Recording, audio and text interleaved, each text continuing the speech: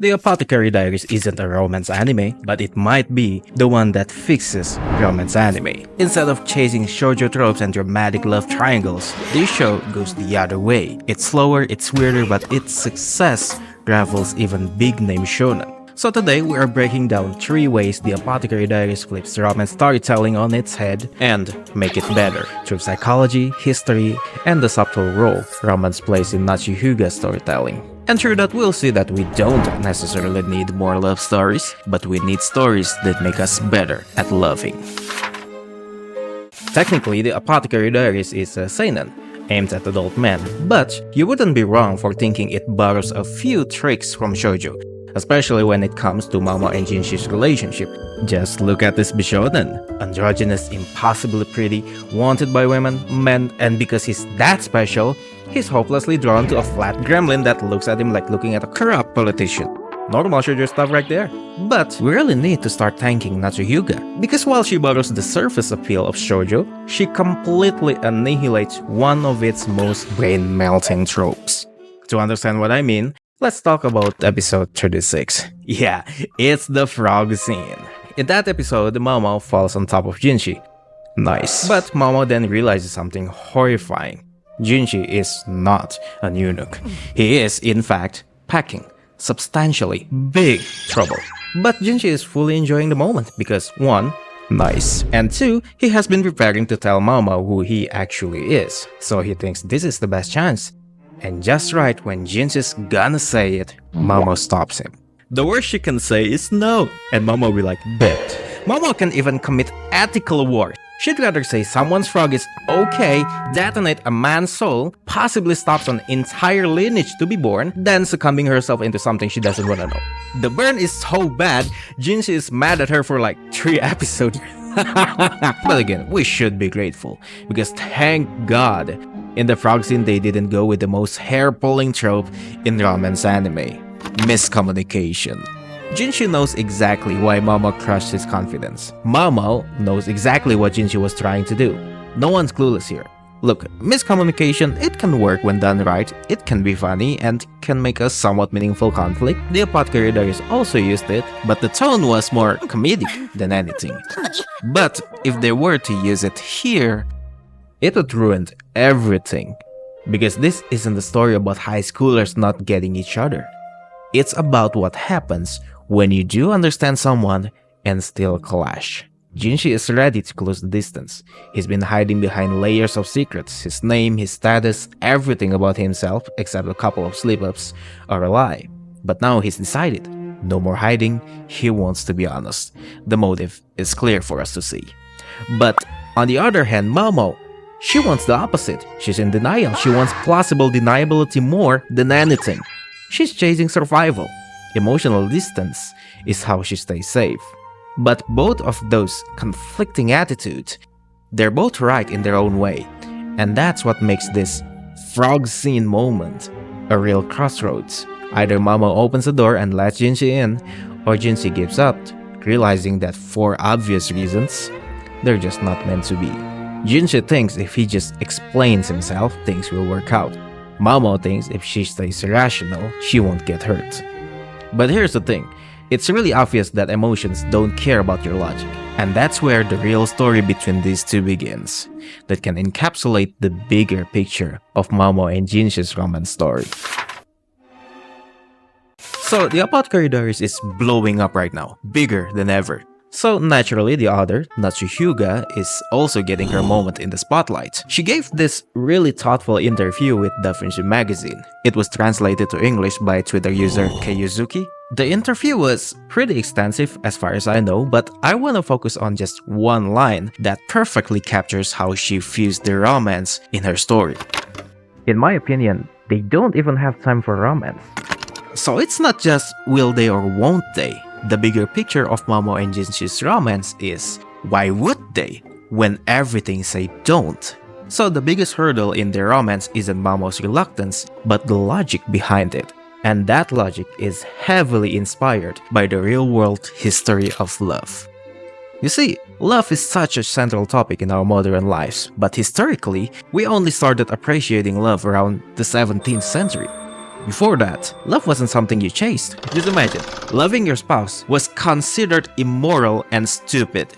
Sounds familiar? Well, yeah, because in the Apothecary Diaries, although it's not that extreme, love is a liability, and it's especially apparent in episode 12. When Jinshi is supposed to fire Maomao from the inner court, we got to see Gaoshun's take on Jinshi and Maomao's relationship. ジンシ様、都合の良い駒ではなかったのですか? Even when Gaoshun finally admits that, okay, Jinshi is too far gone to treat her like a toy or a pawn anymore, he's not thrilled. But he knows there's no going back. Poor guy is just watching his boss simp himself into career-threatening chaos. That also includes his own career, by the way. That's Gaoshun. Also, look at Maomao.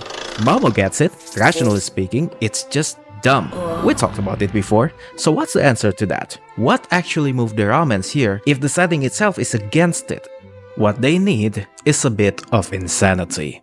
The romance works because it's Jinshi, and Jinshi is a train wreck. He's childish, he's problematic, he's the inner court's poster boy, but he's also the kind of guy who would lose 2 of the emperor's favorite concubines to poisoning if Maomao wasn't around to save his ass. But it's because he's such a mess in the first place that this love story can even happen.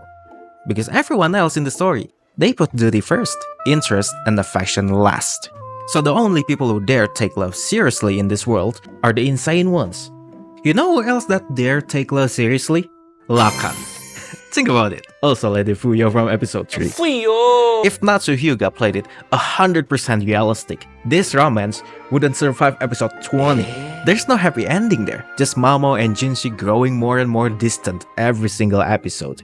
Or maybe she would try to salvage it by turning Jinshi into one of those stereotypical male leads. Super aloof, but somehow only emotionally vulnerable to the female lead types. You know the kind. Cold Duke of the North, black hair, never smiles, his mother's name is Martha. Instead we get Jinshi, a multi-layered, childish, conflicted personality, which opens up nicely to the opportunity of a romance with Maomao. I know it sounds like I'm roasting Jinshi right now, like this romance is just a childish love. But plot twist, this chaotic man might actually be the perfect blueprint for real love. Not because of the wealth, not the looks, even the frog size, but it's because Jinshi's love is emotionally risky, weirdly modern, and actually backed by actual relationship psychology. So we already touched on the history of love before, how love used to be treated like a disease, but I left out the next part of it because honestly, it's just depressing. So the story is, in the 1800s, people were like, hey, we have toilets now. And weirder than that, we also have this human rights thingy. So maybe we can like marry people we actually love now? And so after that, marriage for love started to become the trend. It made sense, right? Until we realized that we screwed up. Because we didn't just start valuing love, we started worshipping it. We made love into this divine fantasy. And marriage, because of that, become less and less stable because it doesn't fulfill all of society's crazy wish list. And now people marry less than ever. One obvious reason is because, as individuals, people fantasize about love too much. So lots of people just wing it because we don't study fantasy. So love become this DIY thing with no manual whatsoever. But the problem about love, especially marriage, is once it breaks you, you're less happier than ever. But somehow in the middle of all this, Jinshi is out here being a better partner than half of us. Yes, he's dramatic, yes, he's emotionally unwell, but here's the thing. First, look at the ancient love. Compared to the ancient love where couples act like polite coworkers, the childish Jinshi is far better at love. What quote-unquote rational love means is distance and suspicion. And now compared to modern love, Jinshi commits. He knows that for him to go further with Maomao, he has to work for it. No fantasizing about happily ever after, it's not going to be pretty, and that's really clear from his side. If we look at the actual relationship psychology, that's exactly how we make love works. This entire video is backed by research, even from the first section. Look, section 1, hiding stuff from your partner kills relationship. And then we look at Jinshi, Jinshi's literally risking his identity to get closer to Maomao. Correct move. But what about his childishness? The second point. Ironically, that's also a green flag. Because love needs insanity. Not full-blown, but if people want long-lasting love, I am talking about like 50, 60 years of love. It's possible, and that insanity actually has a name. positive sentiment override. It means you assume the best of your partner even when they mess up. Honestly, that's such a green flag for a partner. The biggest green flag you could ever ask. So yeah, this entire video is secretly research backed. I just didn't tell you earlier because oh yeah, research, oh yeah, studies. I wanna see people fight. And maybe, just maybe, that's what Natsuhyuga meant by this. In the interview we talked about before, she said that she picked ancient China setting because of its romantic allure.